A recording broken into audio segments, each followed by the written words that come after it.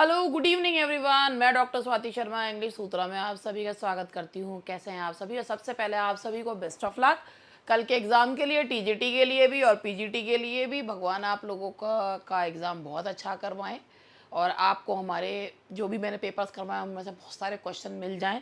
भले ही आप उसमें जो है मुझे कुछ बताएं या ना बताएं, मगर मैं तो खुद ही पता लगा लूँगी, ठीक है। लेकिन हाँ, मैं ये उम्मीद करती हूँ कि आप लोगों का पेपर बहुत अच्छा हो। बस सोच समझ के पेपर दीजिएगा, घबराइएगा बिल्कुल भी नहीं। और best of luck.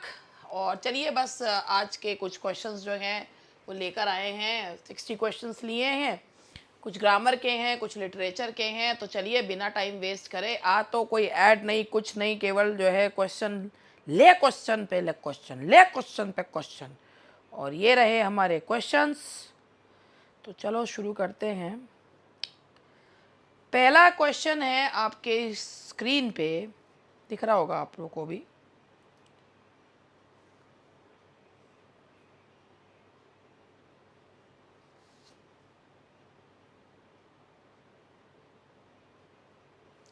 Who among the following is known as the father of the Indian English novel? Who among the following is known as the father of the Indian English novel? R K Narayan, Mulk Raj आनंद, राजा राव या बंकिम चंद्र चट्टोपाध्याय? तो बताइए कौन सा है। Screen पे देखो और फटाफट जवाब दो। और इसका आंसर है आपका, that is D, Bankim Chandra Chattopadhyay. That is Bankim Chandra Chattopadhyay. सुंदर सा रंग बिरंगा सा पेन कर लूँ? कौन सा ब्लू, मुझे कौन सा रंग पसंद है? मुझे ब्लू कलर पसंद है, ये वाला। And that is Bankim Chandra Chattopadhyay. He is called the father of the Indian English novel, as he initiated Indian fiction writing in English, especially with Rajmohan's wife. Rajmohan's wife से इन्होंने he initiated the tradition of writing novels in English. Rajmohan's wife. चलिए next one is, in which year did Rabindranath Tagore win the Nobel Prize for Literature for Gitanjali? 1911, 13, 15 या 21? And that is B, 1913. 1913. So mark your answers whether they are correct or not. 1913. The fictional town of Malgudi is the setting for the works of Raja Rao, Anita Desai, R.K. Narayan या Vikram Seth. As you all know that R.K. Narayan is known as the regional novelist of India, and that is R.K. Narayan. Which novel by Anand deals with a single day in the life of a sweeper named Bakha? And as you all know, that is Untouchable, the novel for which he is called, for which he was also tagged. एक उनके ऊपर था कि भाई वो एक जो है शो ऑफ ज़्यादा करते हैं, और वैसे उनको चार्ल्स डिकेंस ऑफ इंडिया भी कहा जाता है। और सोशल इनजस्टिस दिखाया है उन्होंने कॉलोनियल इंडिया में। उनको propagandist, he was tagged as the propagandist. ये वर्ड भूल गई थी मैं। Kantapura, a novel depicting the impact of Gandhi's movement in a village, was written by. Kantapura जो novel है स्थल पुराण के रूप में लिखा गया है, and it is a novel by Raja Rao. It is a novel by Raja Rao. Who wrote the famous poem The Soul's Prayer? Kamala Das, Sarojini Naidu, Torudat या Nissim Iskil? And that is Sarojini Naidu. Soul's prayer जो है ये spiritual yearning बताती है, to enjoy both joy and sorrow, उल्टा कर दिया, Sarojini Naidu. Kamala Das is best known for her bold and honest writing in her autobiography titled, उनकी autobiography का नाम है अंत्य कथा, और वैसे इंग्लिश में है That is My Story. It was a sensational work that created a stir among people. Nissim Iskil's poem Night of the Scorpion is known for its. Nissim Iskil, father of Indian English, father of modern Indian poetry, or Night of the Scorpion, it is known for its Indian English and irony. Basically जितने भी Indian writers हैं ना, उन्होंने English को medium use करा है Indianise करने में। Which Indian author won the Booker Prize for The God of Small Things? God of Small Things, one of the wonderful books in the history of Indian English literature, that is written on Velutha, who is known as the God of Small Things. और ये untouchability पे है, and this is by Arundhati Roy. That's by Arundhati Roy. The great Indian trilogy, The Village Across the Black Waters, The Sword and the Sickle, was written by the great Indian trilogy. That is by Mulk Raj Anand. That is by Mulk Raj Anand. Now, next question is Gabriel Garcia Marquez is a leading figure in the literary style known as. Gabriel Garcia Marquez का अगर आप लोगों ने नाम सुन रखा हो तो he is known for his magical realism. Magical realism आपने सलमान रश्दी के लिए भी इसमें भी सुना होगा. Magical realism का मतलब होता है फिक्शन और रियलिटी को मिक्स कर देते हैं. तो realistic settings making something super natural और वो भी ऐसा लगता है. तो Gabriel Garcia Marquez is known for magical realism. The fictional village of Mokendo is the setting for which masterpiece by Marquez? Love in the Time of Cholera, Chronicle of a Death Foretold, 100 Years of Solitude, or The Autumn of the Patriarch? And the answer is C. That is 100 Years of Solitude. That's C. 100 Years of Solitude. Chinua Achebe is often called the father of modern dash literature. African. Father of dash African. He is regarded as the father of modern African literature for reclaiming African voice against colonial oppression, and that is African. बहुत ही famous work है इनका Things Fall Apart. The title of Chinua Achebe's Things Fall Apart is taken from a poem by, अरे ये किसको नहीं पता, that is W.B. Yeats की Second Coming से लिया गया है.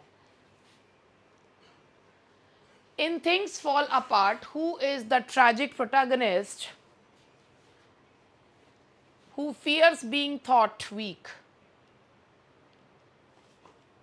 और जब फिर उसके बाद वो आत्महत्या कर लेता, and that is Okonkwo, and that is Okonkwo.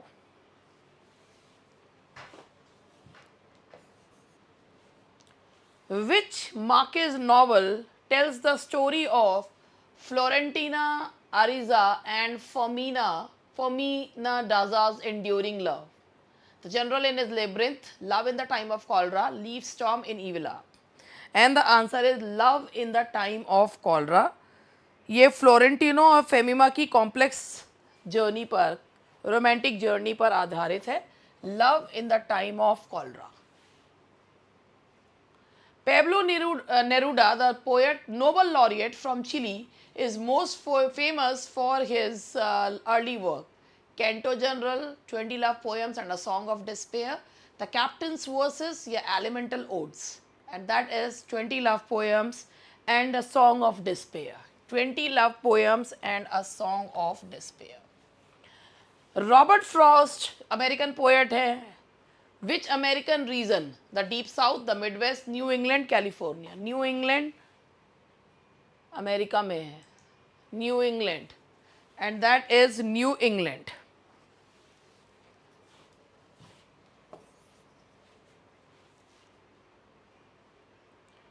But I have promises to keep and miles to go before I sleep, and miles to go before I sleep.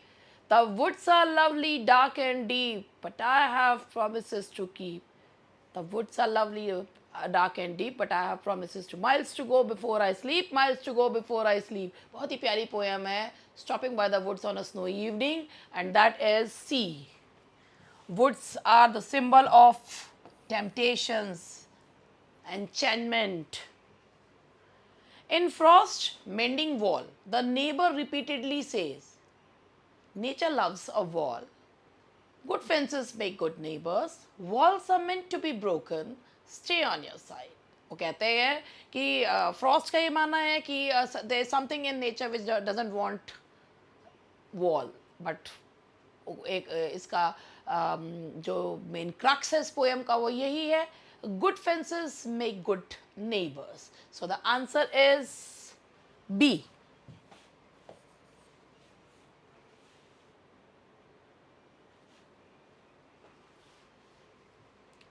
Pablo Neruda won the Nobel Prize in Literature in 65, 71, 82 या 54। देखो भाई, किसी को भी अगर Nobel prize मिलता है literature के लिए तो वो उसके कलेक्टिव वर्क के लिए मिलता है। तो इनको मिला था 1971 में for his work, but collective के लिए, कलेक्टिव वर्क के लिए।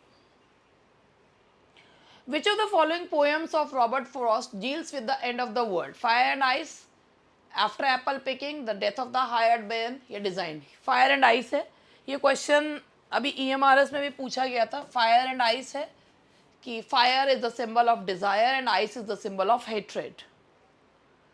Langston Hughes was a central figure in the cultural movement known as, ये मैंने पढ़ाते हुए बताया भी था, that is Harlem Renaissance। Harlem Renaissance black culture identity को सेलिब्रेट करने वाले पोएट है ये Langston Hughes. In the poem, the Negro speaks of rivers. Hugh mentions all these rivers except the Nile, the Congo, the Mississippi, the Amazon. And that is the Amazon. The answer is D, the Amazon.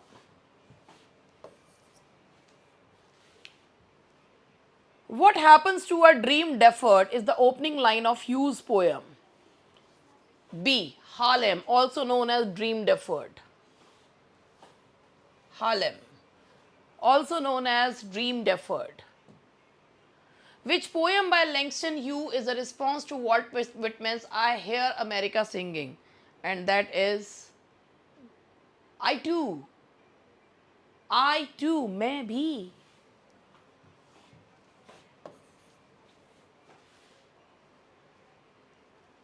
Robert Frost ने कितने Pulitzer prize जीते थे? ये बड़ा बढ़िया question है। 4 Pulitzer. He wanted to have Nobel prize throughout his life, but that was his destiny. He couldn't get that, and he was not even termed the national poet of America, though he tried his level best, but he couldn't. तो इस बात से वो frustration में भी थे।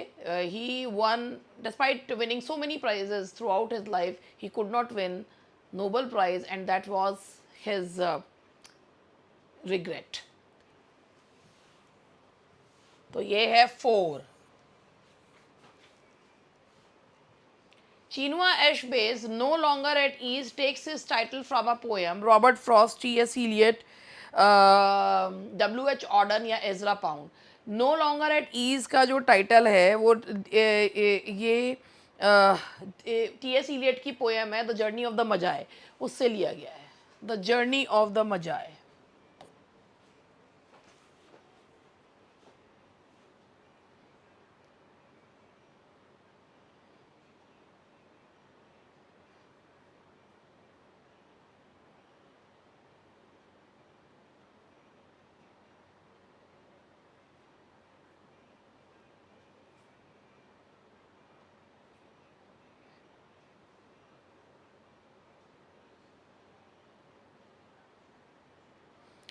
Now the next question is, Marquis' 100 Years of Solitude follows the history of which family? The Pontelliers, the Bundiers, the Compsons, the Hubermans. And the answer is Buendia family, Buendia। अब पता नहीं sir क्या pronunciation है। Which Indian English poet is often called the father of modern Indian English poetry? अभी बताया भी था मैंने आपको, और अब मुझे पता है, मेरे से ज़्यादा तो आप लोगों को पता है, एंड दैट इज निसिम इस्किल। तो ये थे लिटरेचर के क्वेश्चन। थोड़े से क्वेश्चन हमने ग्रामर के लिए हैं। ग्रामर के क्वेश्चन थोड़ा सा देख लो, फिर उसके बाद बता देना, ठीक है जी।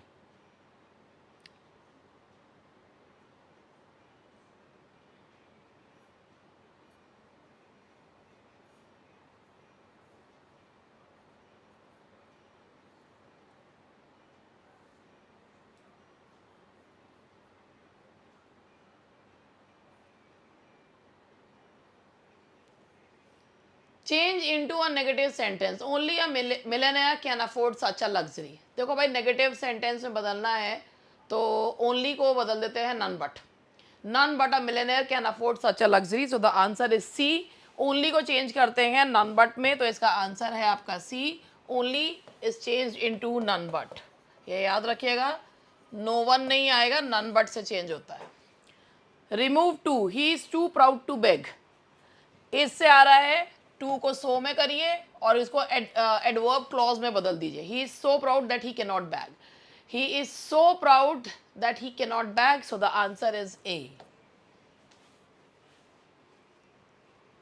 कंपेरेटिव से पॉजिटिव में बदलना. Pen is mightier than the sword. तो पेन एक चीज को एक चीज से ज्यादा बताए, कंपेरेटिव से positive. The sword is not so mighty as the,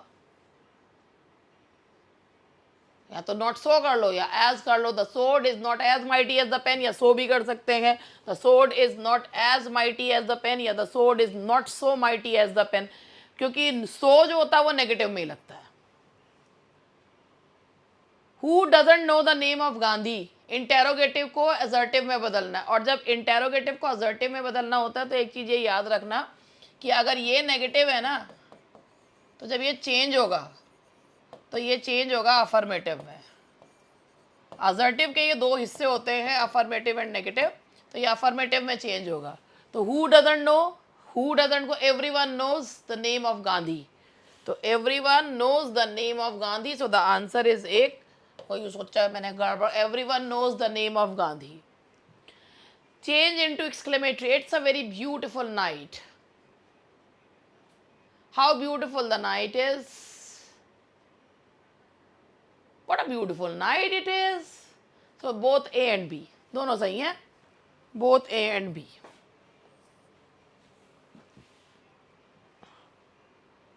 अब एडवर्ब को ब्रेवली को नाउन से ब्रेवरी से चेंज करना है. The soldiers fought bravely. The soldiers fought with bravery. The soldiers were brave. भाई ब्रेवली का जो नाउन फॉर्म होगी वो एब्स्ट्रैक्ट नाउन होगा ब्रेवरी. तो answer will be A. The soldiers fought with. अगर ये तुमको लग रहा है ना the soldiers fought in a brave manner, तो ये पूरा का पूरा जो है ना एडवर्ब हो जाता है.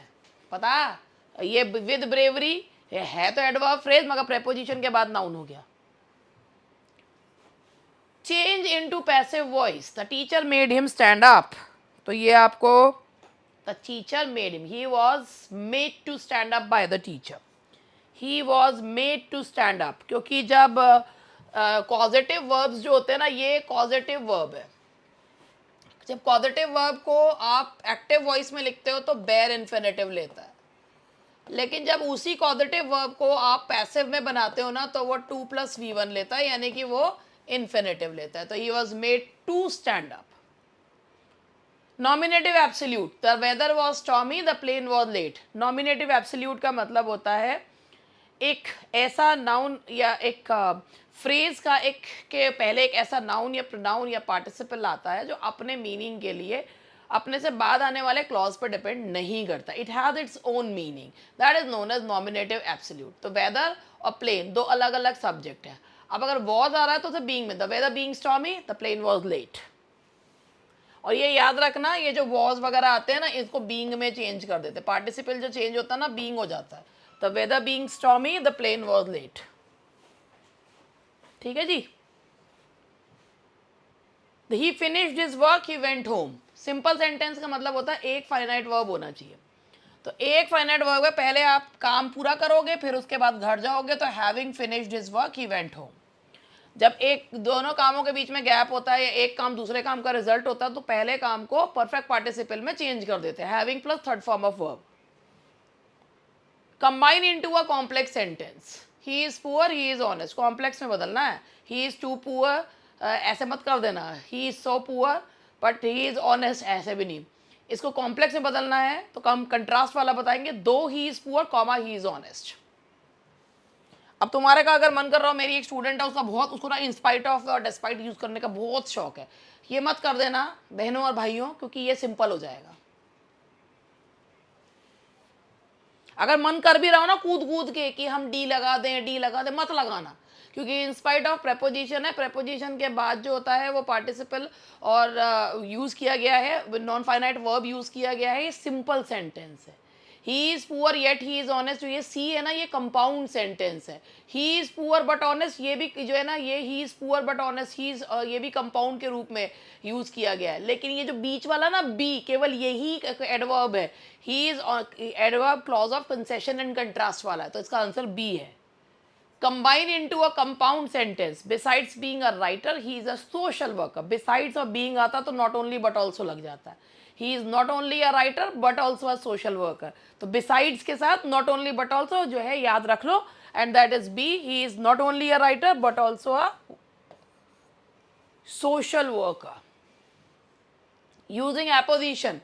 Apposition का मतलब होता है नाउन और प्रोनाउन के बराबर में एक और नाउन प्रोनाउन रखना to give the explanation of that to give the explanation of that noun. Tagore was a great poet. He wrote Gitanjali. Tagore, a great poet, comma, wrote Gitanjali. अब combine using apposition है तो ये apposition है क्योंकि यही इसके बारे में बता रहा है. Tagore who was a great poet wrote Geetanjali.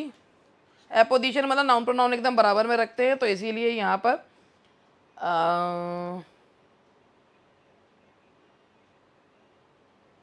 एक मिनट में एक क्वेश्चन और देख लूँ, मुझे को लग रहा है इसमें मैंने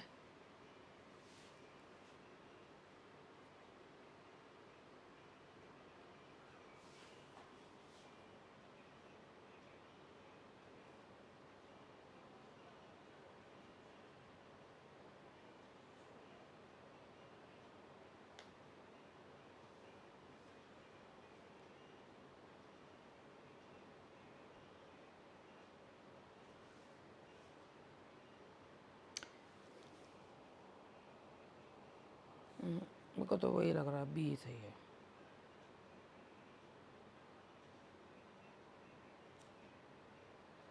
एक इस वाले क्वेश्चन में है combine into a compound sentence है तो he is a writer as well as, ये मैंने सारे भी देखे. He is not only a writer but also social worker. He is a writer and a social worker too. भैया इसके सारे थे वो मैंने देखा नहीं, ऐसा भी हो जाता है तो इसका ऑल ऑफ द अबव है क्योंकि ये सारे ही जो हैं मतलब बिसाइड्स के साथ एज वेल एज टू अगर अभी लग जाता है तो ऑल ऑफ द अबव. चलिए नेक्स्ट क्वेश्चन है. Tagore a great poet wrote Gitanjali. Apposition है noun phrase placed beside another noun है तो इसमें यहाँ पर ये एक्चुअली क्या है ना, ये कॉम्प्लेक्स सेंटेंस हो जाता है तो कॉम्प्लेक्स सेंटेंस है और ये एडजेक्टिव क्लॉज है और जब हम लोग एपोजिशन लगा रहे हैं तो कॉमा से अलग करेंगे तो इसलिए ए वाला होगा. हमें यहाँ पे क्लॉज वाला नहीं है, सिंपल एपोजिशन यूज़ करना है और एपोजिशन का मतलब होता है नाउन के बराबर में या प्रोनाउन के बराबर में एक और नाउन या फ्रेज लगाना जो उसके बारे में बताता है. Combine into a simple sentence. He failed, he heard the news, he fainted. Combine into a simple. तीनों को मिला के एक सिंपल बनाना है. सिंपल सेंटेंस का मतलब होता है only one finite verb.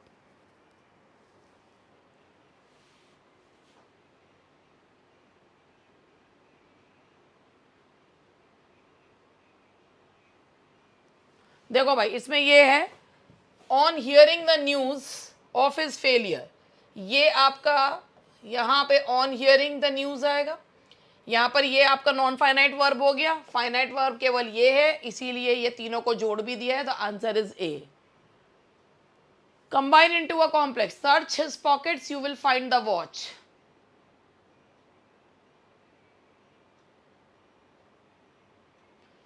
Complex sentence का मतलब है दो क्लॉजेज होने चाहिए, एक प्रिंसिपल और एक subordinate. If you search his pocket you will find the watch. If condition उसके बाद दूसरा रिजल्ट. तो if you search his pockets you will find the watch. The answer is B. अब यहाँ पे थोड़े से मॉडल्स हैं. I would rather die dash beg. Rather would rather के साथ लगता है जो आप करेक्टर है उसमें लेते हैं that is than. I would rather die than beg. Scarcely had I reach the station. Scarcely और हार्डली के साथ वेन या बिफोर लगता है. अब देखो दोनों ही दे रखे हैं, सी भी दे रखा है और डी भी दे रखा है. अब क्या लगाएं? तो वैसे जो ज़्यादा चलने वाला है वो वेन लगा लो भैया, और क्या कर सकते हैं. तो वेन और बिफोर दोनों चलते हैं. वेन अब आता नहीं है इतना, वो बिफोर अब इतना यूज़ नहीं होता है. वैसे चलते तो दोनों ही हैं. Scarcely had I reach the station when the train started. He walked fast. He should miss the train. कहीं वो तेज़ी से चला, कहीं ऐसा ना हो कि ट्रेन मिस हो जाती. तो lest he should miss the train. Lest. Dash you try you will not succeed. जब तक ट्राई नहीं करोगे तब तक सक्सीड ही नहीं होगे. तो यहाँ पर क्या आना चाहिए? अनलेस नेगेटिव कंडीशन है. If you don't try you will not succeed. तो यहाँ आएगा आपका unless. Make hay while the sun shines. देखा, ये एक ईडियम भी है कि make hay while the sun shines. He is dash tired, he can barely stand. He is so tired that he can barely stand. He is too tired to stand.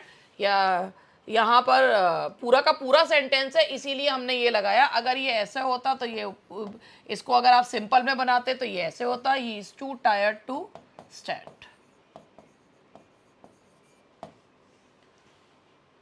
Question number 51. The reason he failed was he didn't work because that since due to। तो भैया देखो बात ये, the reason why के बाद that आता है। कभी भूल कर भी बिकॉज मत लगा देना। मन में तो आएगा कूद कूद के आलू की तरह बल बल के पड़ेगा दिमाग में से कि बिकॉज लगा दे, लेकिन लगाना नहीं है, रेडेंडेंट हो जाता है। द रीजन वाई के बाद दैट लगाते हैं। 52. Work hard dash you will fail, comma दिख रहा है। वर्क हार्ड, मेहनत कर लो नहीं तो फेल हो जाओगे, और सही दिशा में मेहनत कर लो। वर्क हार्ड और you will fail. You dash not go to the market, I have already bought the vegetables. तुमको मार्केट जाने की ज़रूरत नहीं है ना, मैंने खरीद ली है। You need not go to the market. अगर यहाँ पे होता गॉन तो ये तो you need not have gone to the market, तो हैव लगाते। Dash you mind closing the window, जब आप किसे कहते हैं क्या आप विंडो बंद करने की कृपा करेंगे, अरे कर दीजिए ना प्लीज, तो वुड यू माइंड। तो जब हम किसी से रिक्वेस्ट करते हैं तो हम क्या लगाते हैं, would. Dash he play football every evening when he was young. जब हम पास्ट में किसी चीज़ को बताते हैं, पास्ट का में कोई एक जनरल हैबिट को बताते हैं तो कुड लगाते हैं।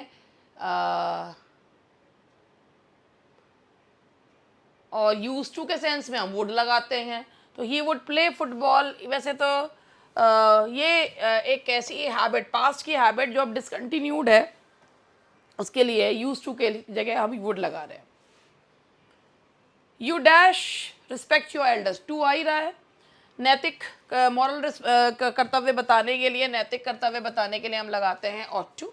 यू ऑट टू रिस्पेक्ट, ये फॉर्मल इनफॉर्मल वे में यूज़ किया जाता है। फॉर्मल में यूज़ करते हैं should. She dash been the library, I saw her going that way. जब आप बहुत किसी चीज़ का एक जो है ना, बहुत किसी चीज़ पे श्योर होते हैं ना, तब आप लगाते हैं must. She must be in the library, I saw her going that way. She must be in the library. Dash you live long, यहाँ मे आता है, मे यू लिव लॉन्ग।